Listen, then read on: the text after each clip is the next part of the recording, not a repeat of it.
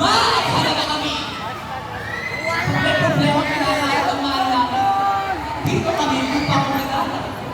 Nalulungkot. Nandito kami upang magbigay ng saya at pag-asa. At mapagbigay ng mga kailangan ng suwata. Ibigay namin ito ng buong puso. Ng buong puso. Kaya ako ay bakla. Oo, bakla. Bilang bakla. At umaasa ako na darating ang araw na pinakaminsugalan na dahil lamang sa aming suwata. Panahon, hindi na namin kailangan pa magpaliwanag kung sino kami. Panahon, ang pagtanggap ay hindi na iniinit kundi kusang ibinibigay. At nakatumating ang araw na yun, magtatagtaan ka ng aming baklang kakulitan ko. Mga baklang kakulitan namin na hindi sumusuko sa kabila ng mga kamutya.